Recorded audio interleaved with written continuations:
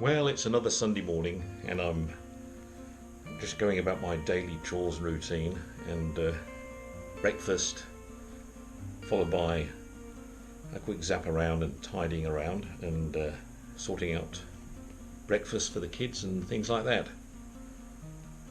Sorry, I hear noise upstairs, so someone's stirring. I wanted to just touch briefly on the subject of air travel because it's something I've followed closely for a number of years anyway, as you probably know, in terms of some projects I've worked on.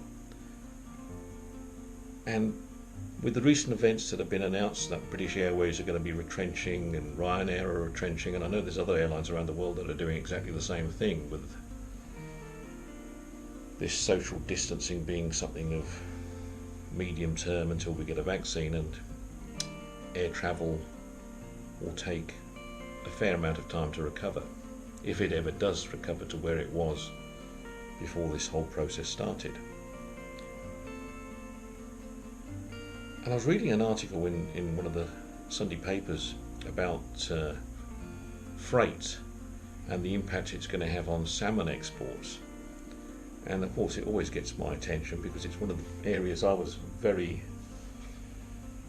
passionate about in terms of where I felt Scottish salmon should be in comparison with Norwegian salmon. But as you've probably heard me say in the past, air freight is only about 1% of total freight that goes throughout the world. It's a very small percentage in terms of its bulk volume, but it is 25% of freight, international freight, when it comes to its value, financial value. So it is quite a significant player, although its bulkiness might be smaller than the overall volume in freight.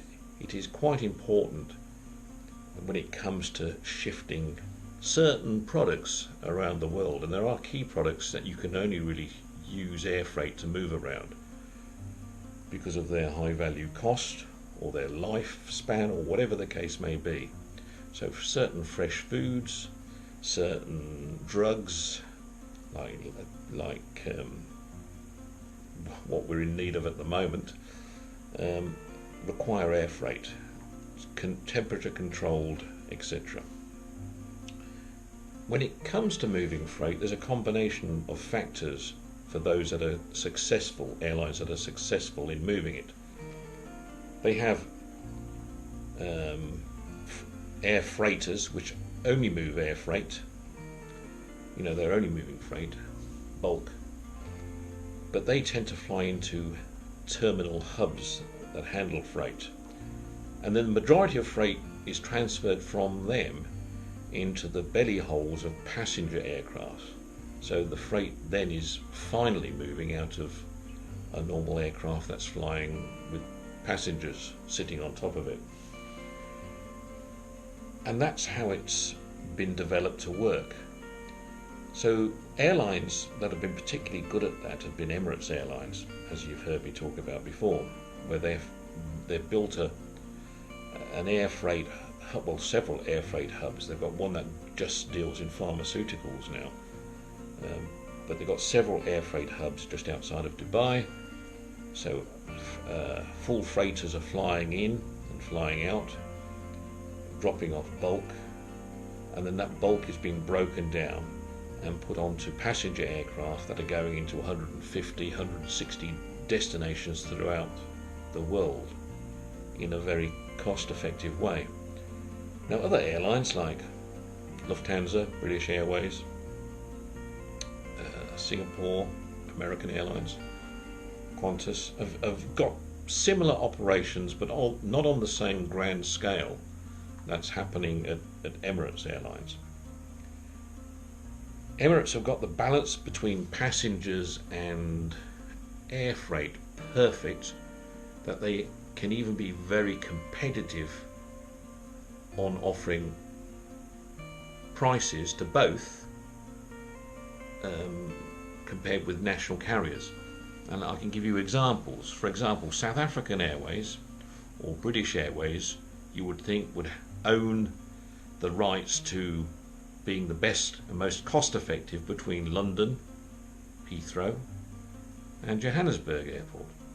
But actually that doesn't work out that way, because it is cheaper by at least a third to fly from Johannesburg to London via Dubai. You might say, well, how's that possible? You've got to go further, it's more time in the air, and how can it be cheaper? Well, it's cheaper because they've got this balance right between freight and passengers, and that's how they link the process up, and have got very good at doing it. They've just done the job far better. So you haven't got an aircraft flying with half empty holes in the bottom or half empty seats on top.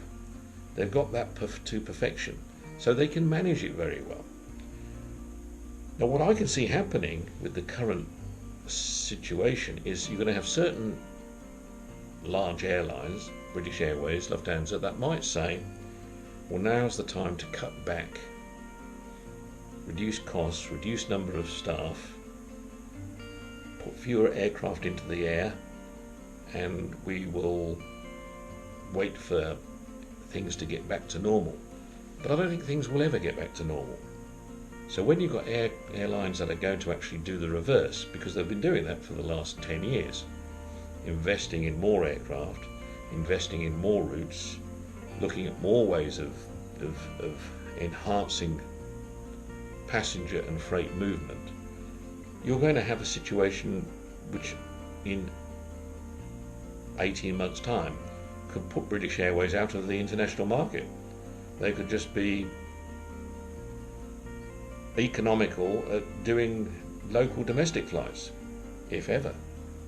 And that goes for a lot of other airlines out there as well.